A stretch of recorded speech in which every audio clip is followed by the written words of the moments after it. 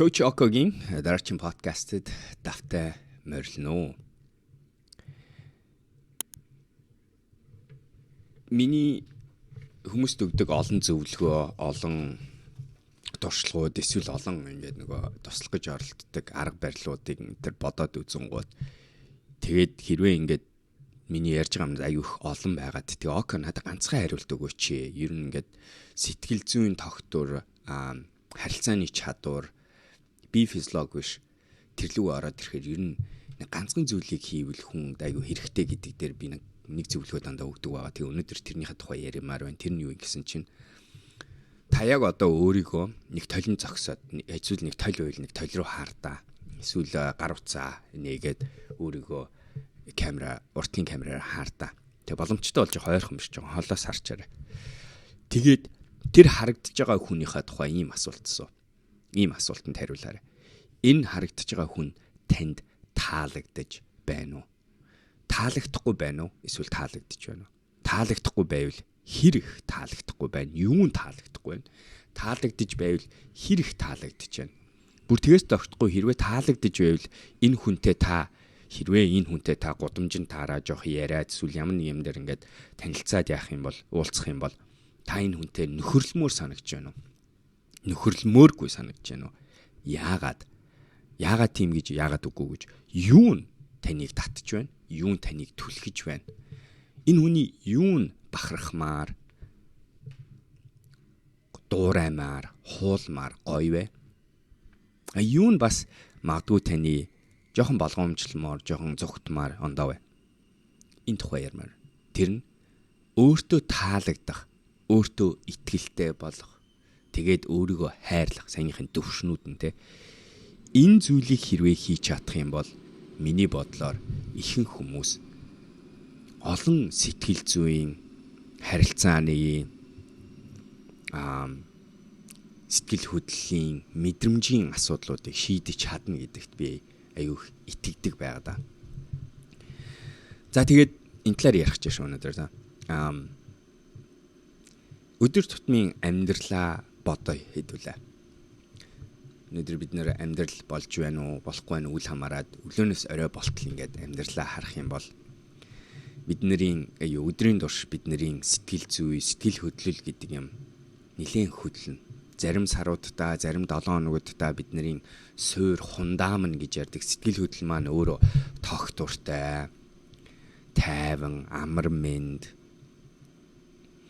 тийм байгаа бол бид нар савлах нь арай бага байдаг.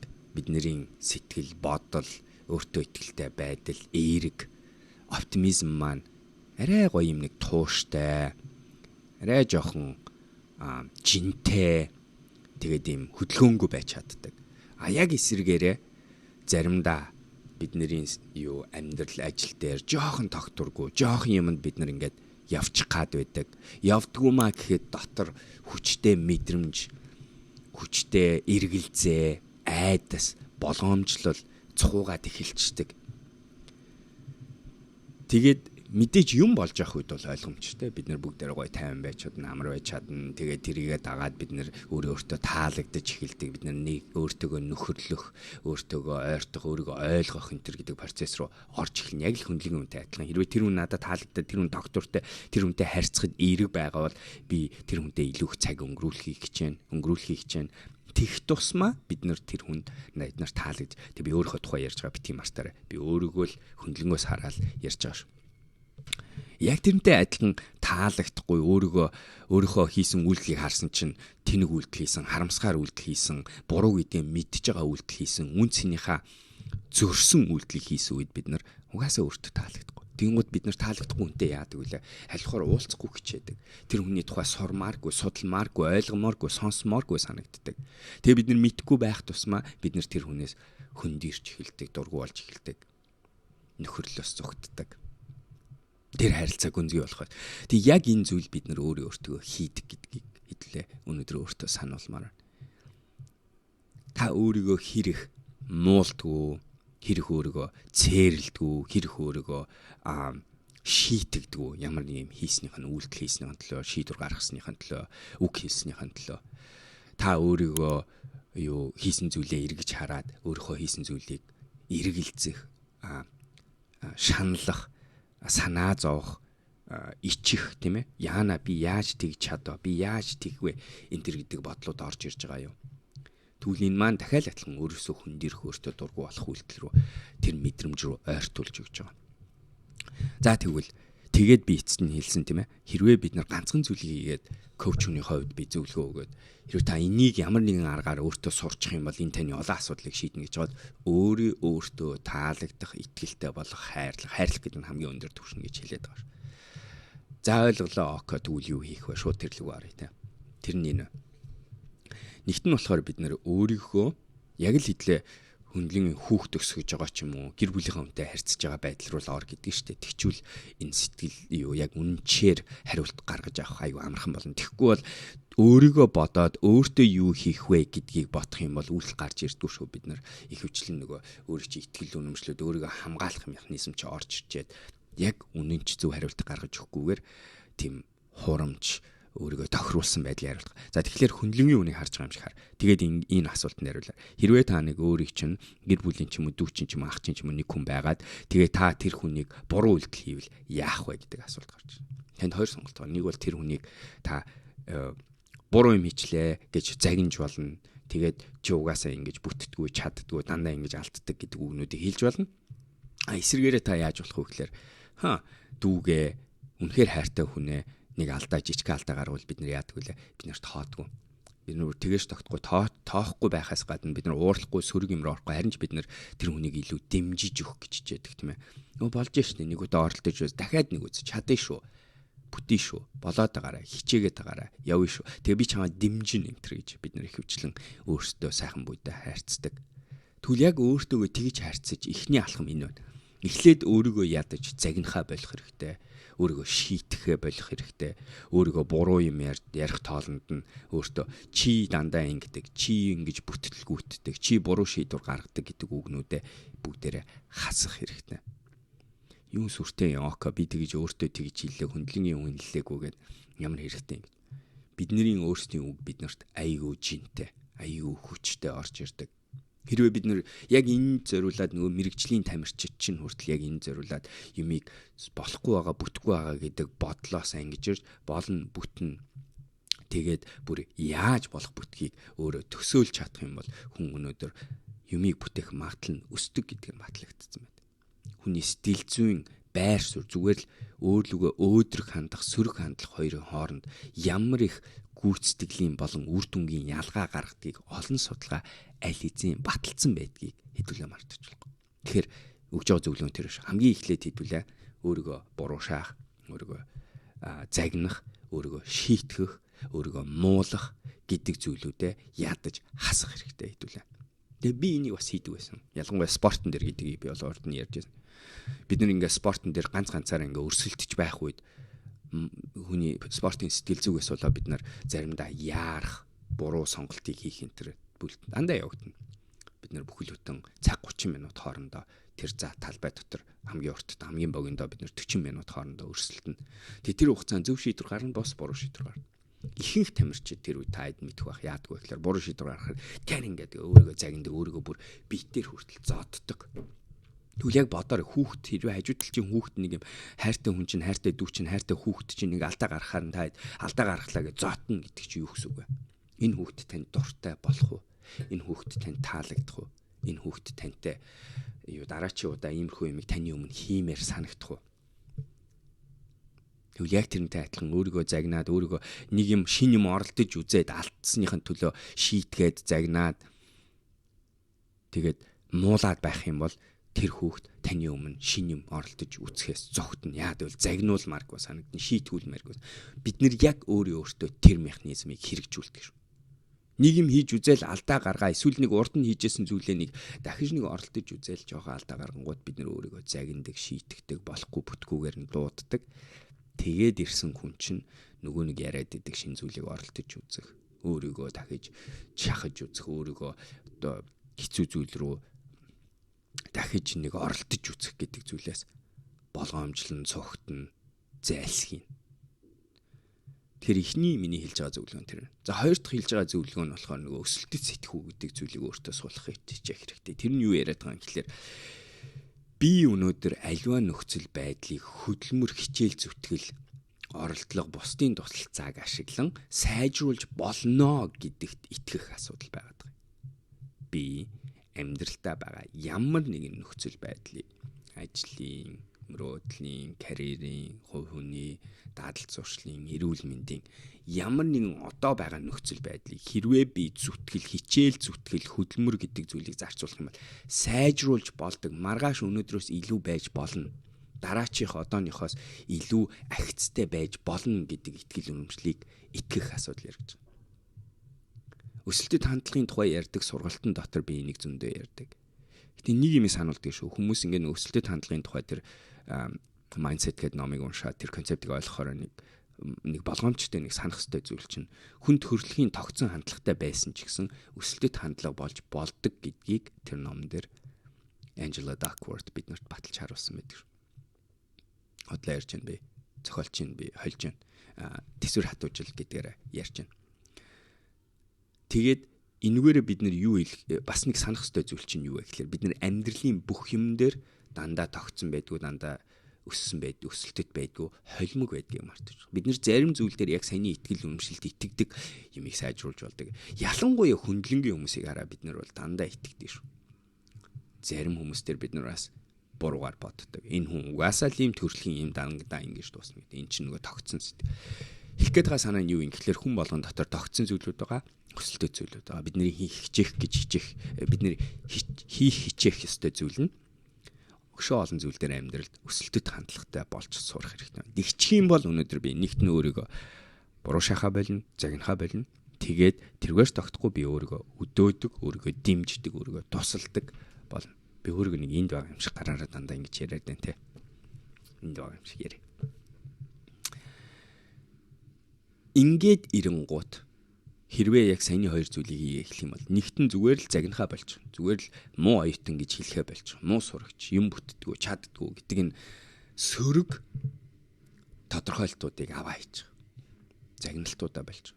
Хоёрт нь жоохон дэмжиж эхэлж. Мундаг гэж битгий шагна, эсвэл битгий цол оноо, эсвэл битгий амир магт тех шаардлагагүй. Зүгээр оронд нь ядчил сөрөг зүйлийг болоод тэгээд хөдөлмөрлөх юм бол энэ юм сайжирч болох юм байна штэ гэдэг тэр нэг өсөлтийн орон зайг ядаж өөрийнхөө үг хэллэг итгэл үнэмшлэр бий болгож өгөөд. Тэгээд ирэнгууд хүний энэ мэдрэмж, төв мэдрэлийн систем нэг цогц нэг унчаад байдаг, босчоод байдаг энэ систем чинь айгүй эмзэг. Энгийн зүйлээс ундаг, энгийн зүйлээс басдаг. Би нэг юм саяхан бас нэг ишрэл тавьжсэн юм. Та ганцхан буруу шийдвэр гаргаснаас болоод өөрийнхөө тухай итгэл үнэмшил өөртөө таалагдах байдал чинь навс ундаг байдаг. Тэгдэж штэ та хэд мэдж байгаа. Өдрийн доош амар гоё өдөр өнгөрчөөд ганцхан мяа юм болонгууд бид нар тэрнээс болж айгүйх шаналл зовлон руу ордог. Тэгээд энэний шалтгаан нь болохоор хүний тарих гэдэг чинь сөрөг зүйл рүү, эерэг зүйл рүү анзаархаасаа хэд дахин өндөр анзаарах ёстой байдаг.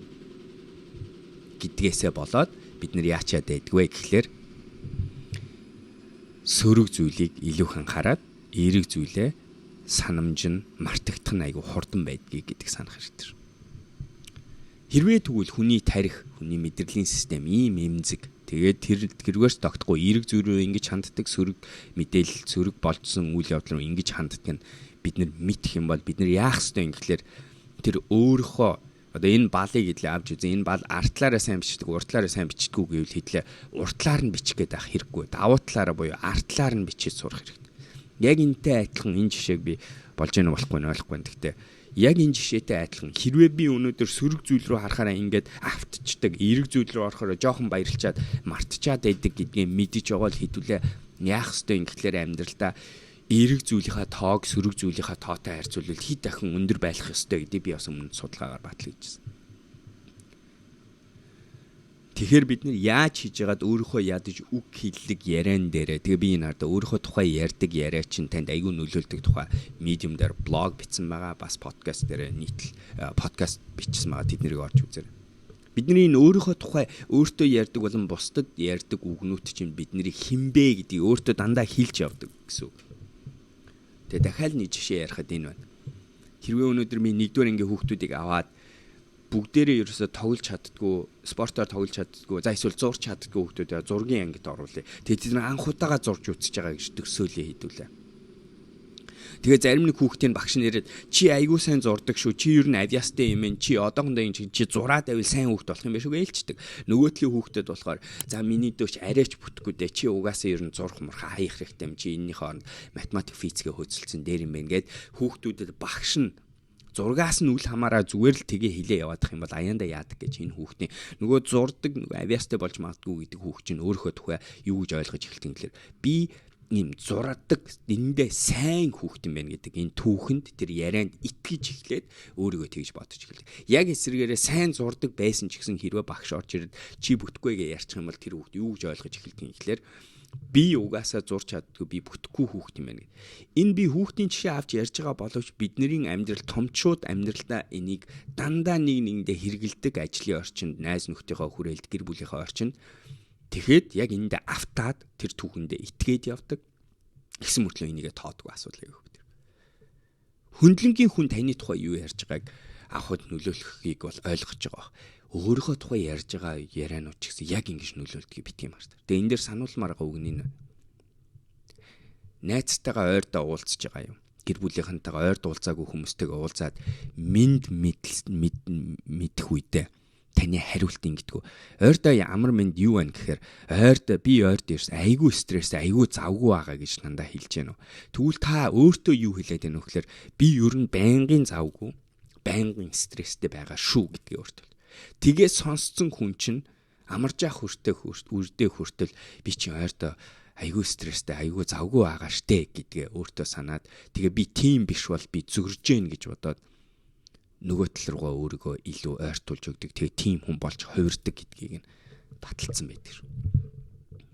Тэгэхээр энэ бидний өөрийнхөө тухай ярьдаг, өөрийнхөө тухай өөртөө хэлж байгаа зүйл бүтэхгүй, болохгүй, чадахгүй гэж хэлж байгаа үгнүүд буцаагаад чадна, бүтэн болно гэж байгаа үгнүүд чинь бидний ерөнхий байдалд итгэл үнэмшлэлд хандлагад хийх байгаа үйлдэл бүгдэнд нь нөлөөлдөг гэдгийг л дахиад сануулмаар байна.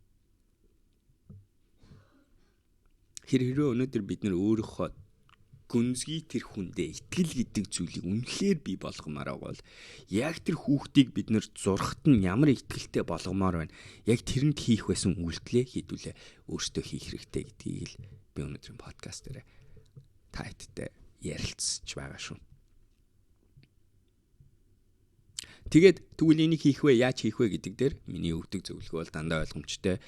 Химжиж болохгүй зүйлийг сайжруулж болохгүйтэй адилхан хэдүүлээ эхлээд ажиглаж сурах хэрэгтэй, химжиж сурах хэрэгтэй. Тэгээ яг юу болоод байгааг бодит зургийг гаргах хэрэгтэй. Тэгээ тэр яг юу болоод байгаа гэдгээр би яриад байна гэхлээр та өөрийнхөө тухай яг юу хэлдэг юм бэ? Юу ярьдаг юм бэ?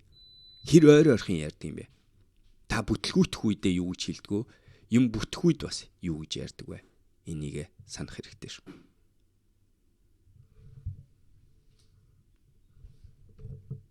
Манай ихнэр сая тэнд угаасан хувцснуудыг угаалгын машинаас гаргаж амралтын өдөр өглөөрт басаа би угаалгын эхлүүлсэн. Эхнэр дараа нь сэрээд угаалгын машинуудаа авч угаалгын машинд угаасан зүйлүүдээ гаргаж. За өнөөдрийн подкаст би ингээд дуусъя. Арай богинохон подкаст. Өөртөө итгэлтэй болох, өөрийгөө хайрлах. Хэрвээ энийг хийж чадах юм бол супер шүү. Тэгээд энийг хийх 1000 арга байгаа. Та өөрийнхөө аргыг бол. Гэтэ санааг нь ойлгож байгаа. Өөртөө таалагдах. Яг л өөрийгөө тэр толинд хараад, тэр гар утсаар хараад, тэр харж байгаа хүнийг өөртөө таалагдуулдаг. Хэрвээ тэр хүнийг хараад өөртөө таалагдахад айгүй хэцүү санагдаад байвал эхлээд тэр хүнийг мэдэж эхлэдэг. Хүн гэдэг амьтан мэдгүй зүйлдээ дургүй, мэдгүй зүйлээсээ зогтдог, мэддэг, таньдаг, дотносох гэдэг үгийг ашиглаад ирэхээр бид нар хүссэн хүсээгүй таалагдах, татагдах эерэг зүйлүүдийг анзаарч эхэлдэг. Яг өөртөөгөө тэрийг л хийх ёстой юм. Нэг хүнтэй та хүссэн үсээгүй зууралдаа цаг зарцуулаад утах юм бол тэр хүнтэй та ойртдог. Тэр хүнтэй та шин төрлийн нөхөрлөл харилцааг бий болгодгийг шүү дээ угаасаа. Насан туршаараа бид нар энийг мэдэрч. Тэгвэл яг тэрийг өөртөөгөө жоохон идэвхтэйгээр хийгээд. гэдгийг илүү өнөөдөр сануулв. Лондоны тэнгэр гэрлэр ингэж тоглодог. Эдгээр би видеоны гэрэл асаацсан ч гэсэн нартай гэрэл болохоор ингэж орж ирээд ингэж гэрлийн маань яагаад байна. Тэгтээ үзэсгэлэнтэй өдөр байна. Өнөөдөр надтай энэ цаг хугацааг өнгөрүүлж миний подкастыг сонссонд баярлалаа. Тэгээд дандаа илтгэр санал бодол юу орж иж гэн, ямар мэдрэмж орж иж гэн, ямар уур амьсгал дотор ч бодож гэн, ямар бодлууд орж иж гэн коммент хэсэгт бичиж үлдээгээр би уншдаг шүү. Тэгээд бичсэн хүмүүстээ маш их баярлалаа. Анх удаа миний видеог үзэж байгаа бол subscribe гэж дарахаа битгий мартаарай. Тэгээд хэлээ дараагийн видеогоор уулзцгаая. Таалагдсан бол лайк дарж өгөөрэй, шеэр дарж өгөөрэй, шеэр хийж өгөөрэй. Тэгээд балер өдрөг байцгаагаарай.